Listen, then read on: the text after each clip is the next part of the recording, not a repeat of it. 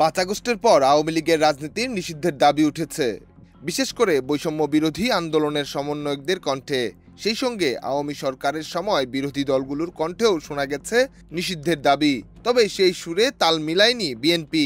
উল্টো বিএনপি বলছে আওয়ামী লীগ নিষিদ্ধ করা হবে ফ্যাসিস্ট আরেক ভাবনা।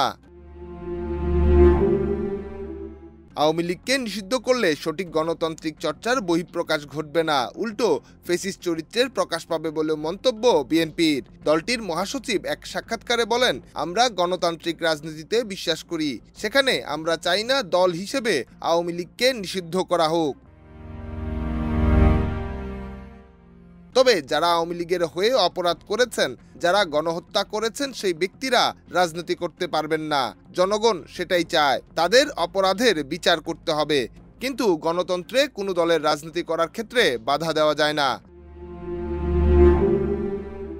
মির্জা ফখরুল ইসলাম আলমগীরের এমন মন্তব্য আবারও আলোচনায়। এর বাইরে বিরাজনীতিকরণ নিয়েও তৎপর রয়েছে একটি মহল বলে মন্তব্য করেছেন মির্জা ফখরুল ইসলাম আলমগীর। তাই আহ্বান জানিয়েছেন গণতন্ত্র রক্ষায় সকলে এক হয়ে কাজ করতে হবে।